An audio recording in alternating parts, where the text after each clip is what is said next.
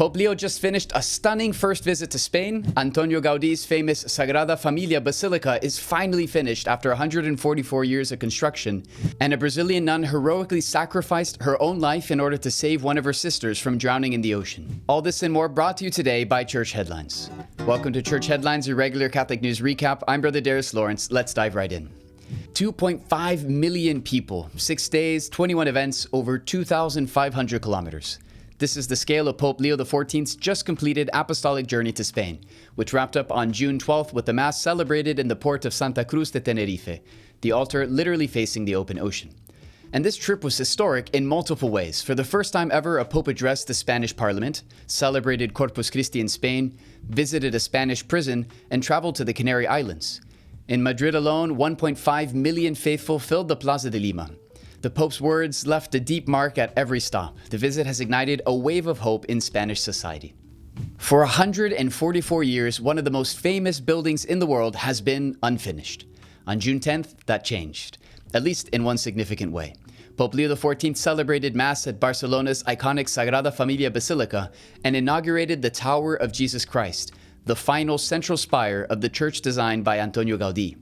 Standing at 172.5 meters, over 566 feet, this Sagrada Familia is now officially the tallest church in the world. The ceremony fell on the exact 100th anniversary of Gaudí's death. The humble architect, known as God's architect, was struck by a tram on June 10, 1926, and died after onlookers mistook him for a beggar. A blind girl named Valentina explained the tower to the Pope using a model with Braille inscriptions. As night fell, the tower was lit up, fireworks filled the sky, and drones formed a glowing portrait of Gaudí's face above the basilica. On May 11th in Sicily, a Brazilian Carmelite nun named Sister Nadir Santos da Silva gave her life saving members of her religious community from drowning. The sisters had been in the sea during a time of recreation when the waves suddenly changed and began dragging several of them under. Sister Nadir, hearing their cries, ran and jumped in. She reached one of the drowning sisters and managed to lift her head above the water, saving her life. But Sister Nadir herself never made it back. She was 45 years old, and her sister said that Sister Nadir's death, though painful, leaves a trail of light, a proof that even in tragedy, those who die with Christ are alive in him. Pope Leo XIV recently proposed putting age limits for the use of social media in his encyclical Magnificat Humanitas, and Canada has responded. The Canadian government has introduced legislation that would ban children under the age of 16 from creating accounts on major social media platforms like Instagram, TikTok, Snapchat, and Facebook. Called the Safe Social Media Act, the bill is backed by mounting evidence linking heavy social media use in young people to anxiety, depression, sleep disruption, and distorted body image. Under the proposed law, platforms would have to implement age verification systems, delete existing accounts belonging to users under the age of 16, and limit addictive design features like infinite scrolling, autoplay videos, and algorithmically targeted feeds. My friends, if you're liking the video so far, please do me a favor and hit the like and subscribe button so that you can stay up to date with the Catholic world. As a thank you, here's a picture of a lemur. Big news for religious freedom in Europe. On June 9th, the European Court of Human Rights ruled that Bulgaria violated freedom of religion after authorities used a ban on religious propaganda to stop Jehovah's Witnesses from doing door-to-door evangelization, while allowing residents to knock on doors for commercial and political purposes. The judges found that the regulations adopted by the city of Shumen were overly broad and vaguely worded, and concluded that the ban violated Article 9 of the European Convention on Human Rights, which protects freedom of thought, conscience, and religion. While the ruling arose from a case involving Jehovah's Witnesses, legal experts say it carries clear implications for all Christian communities engaged in any kind of public evangelization.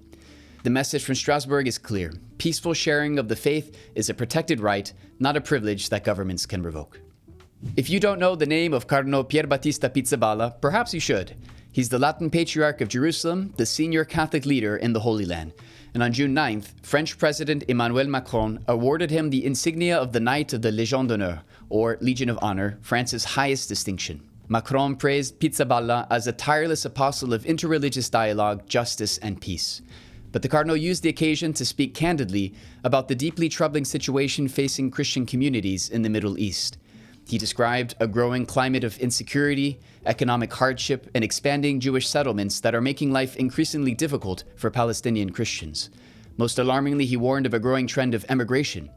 As economic opportunities disappear, more and more Christian families are considering leaving the region entirely, the very land where the gospel first took root. His message was blunt. Expressions of solidarity are not enough. What is needed are concrete initiatives, jobs, educational opportunities, and economic development that give families a genuine reason to stay. On the eve of America's 250th birthday, the Catholic bishops of the United States did something unexpected. On June 11, 2026, hundreds of U.S. Catholic bishops gathered in Orlando, Florida, and in a formal act of consecration, they placed the United States, its achievements, its failures, its hopes, and its wounds under the protection of the Sacred Heart of Jesus. The timing was intentional. The ceremony comes shortly before the nation's 250th anniversary of the signing of the Declaration of Independence. In his homily, Archbishop William Lori of Baltimore warned against the two temptations Americans face as they approach this milestone: nostalgia for a golden past and the anxiety about an uncertain future, and offered the Christian answer to both: trust. Not trust in institutions or parties or policies, but trust in the one whose love endures forever. And that wraps up this week's edition of Church Headlines. Thank you for joining us, and God bless.